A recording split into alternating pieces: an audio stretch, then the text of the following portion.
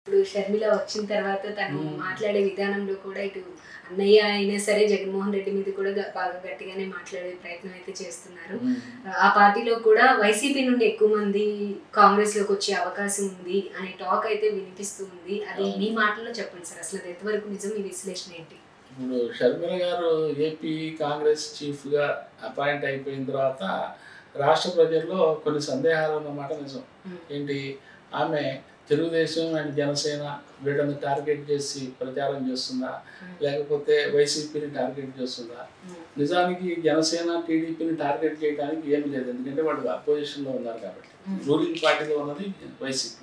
So ఆ YCP party అధ్యక్షుడు ముఖ్యమంత్రి ఆమెకి బ్రదర్ అవుతారు కాబట్టి ఆయన్ని ఎంతవరకు ఈమె ఓపెన్ అవుట్ అయ్యి ఫైట్ చేస్తారు, విమర్శిస్తారు. ఆమె ఎందుకంటే ఆమె చంద్రబాబు నాయుడు పవన్ కళ్యాణ్ విమర్శించేదానికంటే ఆమె చేసే విమర్శలకి ఎక్కువ ప్రొజెక్షన్ వస్తుంది, ఎక్కువ పదును ఉంటుంది. రాష్ట్రంలో ఉన్న సమస్యలు అందరికీ తెలిసినవే. 4 ఏళ్ల నుంచి చంద్రబాబు గారు చెప్తున్నారు, పవన్ కళ్యాణ్ గారు చెప్తున్నారు. కానీ అవే సమస్యలు ఈవిడ చెప్తే, రైజ్ చేస్తే దానికి ఉంటే వ్యాలిడిటీ వేరుంటుంది ఏమండి. సో అందుకని ఈమె బ్రదర్ని టార్గెట్ చేస్తారా లేదని సందేహం ఉండేది. కానీ ఆవిడ ఫస్ట్ ఏపీలో అడుగుపెట్టిన మరుక్షణం నుంచి ఆమె టార్గెట్ అంతా వైసీపీ, జగన్ గారు అండ్ బీజేపీ. ఏమి బీజేపీని అయితే అసలు ఒక చంద్రబాబు కానీ ఒకసారి పవన్ కళ్యాణ్ గారు ఎటు బీజేపీ అలయన్స్ కాబట్టి ఆయన మాట్లాడే అవకాశం లేదు. చంద్రబాబు అట్లాగే జగన్ గారు కూడా మాట్లాడరు. ఏమి వాళ్ళిద్దరి మధ్య ఒక సైలెంట్ అలయన్స్ ఉంది కాబట్టి ఈ చంద్రబాబు గారు ఆయన కూడా మధ్య మార్గంగానే ఉన్నారు. సో ఈ నేపథ్యంలో ఇన్నేళ్ల నుంచి బీజేపీని డైరెక్ట్గా టార్గెట్ చేసిన వ్యక్తి ఎవరు లేరు ఎక్సెప్ట్ షర్మిల గారు. సో ఇప్పుడు ఆ టార్గెట్ అంతా బీజేపీ అండ్ జగన్. అంటే జగన్ అండ్ బీజేపీ మధ్య ఉన్న నెక్సెస్ని ఈమె జనాల మధ్యకి గట్టిగా తీసుకెళ్తే అది బాగా వర్కౌట్ అవుతుంది. యాంటీ జగన్ ఎలిమెంట్ బాగా వర్కౌట్ అవుతుంది అనేది ఆవిడ ఒక స్ట్రాటజిక్గా ఒక ఆలోచనకైతే వచ్చినట్టు మనకు దీన్ని బట్టి తెలుస్తున్నది. సో అందులో భాగంగానే ఆవిడ ఏపీలో అడుగుపెట్టిన క్షణం నుంచి ఈ నినాదాలు ఎత్తుకొని సూటిగా ప్రశ్నించడం చేస్తున్నారు.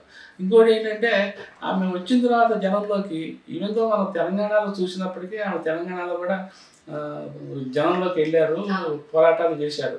కానీ ఏపీలోకి వచ్చేసరికి ఆమె చాలా ఫ్రీ అయినట్టుగా అనిపిస్తుంది మనకి. ఆమె బాడీ లాంగ్వేజ్, ఆమె వాడుతున్న పదాలు, ఆవిడ ఇస్తున్న ఉపన్యాసాలు, ఏమంటే చేస్తున్న ఆరోపణలు, ఇవన్నీ చూస్తుంటే ఆమె తెలంగాణలో కన్నా ఏపీలో చాలా ఫ్రీ అయినట్టుగా మనకు అర్థమవుతుంది. సో దాంతో ఏంటంటే ఆమె ప్రచారం కూడా ఇప్పుడు నిన్న శ్రీకాకుళం వెళ్ళారు. శ్రీకాకుళం అటు సైడ్ ఉత్తరాంధ్ర మధ్యలో బస్సు ఆపి బస్సు ఎక్కి అక్కడ ప్యాసింజర్స్తో మాట్లాడి వాళ్ళతో మాటలు కలిపి, అంటే ఇదంతా ఏంటంటే ఒక న్యూ వేవ్, కొత్త వరవడి. ఇప్పుడు జగన్ గారు ఇంతవరకు అటువంటి పని చేయాల చెప్తున్నా, అదేదో మహా అద్భుతం అని కాదు, అంటే ఒక వేరియేషన్, ఒక కొత్త రిక్రియేషన్ తేవటం అనమాట. అంటే ప్రచారంలో కొత్త పుంతలు తొక్కడం ద్వారా జనాన్ని ఆకర్షించడం. ఫస్ట్ జనం మీ వైపు చూశారనుకోండి, అప్పుడు మీరు చెప్పడం మొదలు పెడితే మీరు చెప్పేది వింటారు. సో అదొక స్ట్రాటజిక్ స్టెప్. ఈ విషయంలో ఆమె ఫస్ట్ ఫేజ్లోనే సక్సెస్ అయినట్టు కనిపిస్తున్నారు. ఆవిడ ఫస్ట్ డే మాట్లాడిన మాటలకి 1-2 గంటల తర్వాతనే వైసీపీ నుంచి కీలకమైన నేతలు రియాక్ట్ అవ్వాల్సిన పరిస్థితి వచ్చింది. సత్తర్ గారు మాట్లాడారు, బొత్స గారు మాట్లాడారు, అట్లాగే మినిస్టర్స్ 1-2 డిప్యూటీ చీఫ్ మినిస్టర్స్ జిల్లాలో మాట్లాడారు. అంటే దీన్ని బట్టి ఏంటంటే షర్మిల ఒక రికనింగ్ ఫోర్స్ లాగా వస్తున్నదేమో అని వైసీపీతో సహా అన్ని పార్టీల వాళ్ళు ఒక భావనకు వచ్చే వాతావరణం అయితే ఆమె క్రియేట్ చేసుకున్నారు. ఇది ఫస్ట్ ఆమె సక్సెస్ఫుల్ ఫార్ములా ఇది. ఇక నిన్న నుంచి వాళ్ళు ఎంత స్పీడ్గా ఉన్నారంటే దరఖాస్తులు తీసుకుంటున్నారు అభ్యర్థులకి. అసలు ఇది చాలా వినడానికి కూడా చాలా ఆశ్చర్యంగా ఉంది.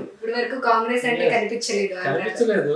నిన్న మొన్నటి దాకా అసలు కాంగ్రెస్ అసలు దానికి పార్టీ ఆఫీసు, విజయవాడలో పార్టీ ఆఫీసు రోజు తెరుస్తారా లేదా?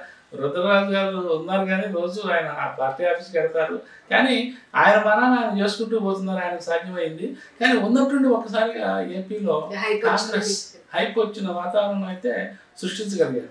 అయితే వాళ్ళు కూడా ఏంటంటే ఇప్పటికిప్పుడు అదేదో షర్మిల గారు గవర్నమెంట్ ఎక్కేసి సీట్లో కూర్చోబెడుతుందని వాళ్ళు ఆశించట్లేదు, కానీ కనీసం ఒక 3-4%, 3-4-5% ఓట్లున్నా ఈసారి సంపాదిస్తే ఏపీలో మర్చిపోయిన కాంగ్రెస్ ని మళ్ళీ నెక్స్ట్ టైంకి మనం ఇక అసలు సింహాసనం కోసం పోరాడవచ్చు అనేది ఒక ఆలోచనగా వాళ్ళకు ఉంది.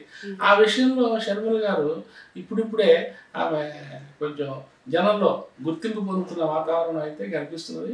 ఇక ముందు ముందు నేను అనుకోవడం ఈ అసెంబ్లీ ఎన్నికల్లో ఒక వైసీపీ, ఒక తెలుగుదేశం, జనసేన అలయన్స్ అండ్ కాంగ్రెస్ ఈ మధ్య త్రిముఖ పోటీ వాతావరణం అయితే వస్తే ఇక బీజేపీ కూడా ఇప్పటిదాకా బీజేపీ పెద్దగా గొంతెత్తి దానికి సీట్లు లేకపోయినా ఓట్లు లేకపోయినా గొంతెత్తి కూడా మాట్లాడలేదు. కానీ షర్మిల వదులుతున్న బాణాలతో బీజేపీ కూడా రియాక్ట్ అవ్వాల్సిన పరిస్థితి వస్తున్నది.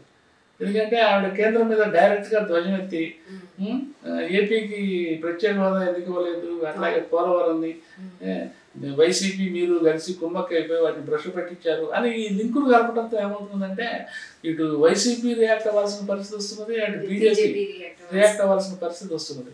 సో వీళ్ళందరూ కలిస్తే రేపు వచ్చే అసెంబ్లీ ఎన్నికలు ప్లస్ లోక్సభ ఎన్నికలు షర్మిల పుణ్యం అంటూ చాలా కొత్త రసవత్తరంగా మారే అవకాశాలు అయితే కనిపిస్తున్నాయి.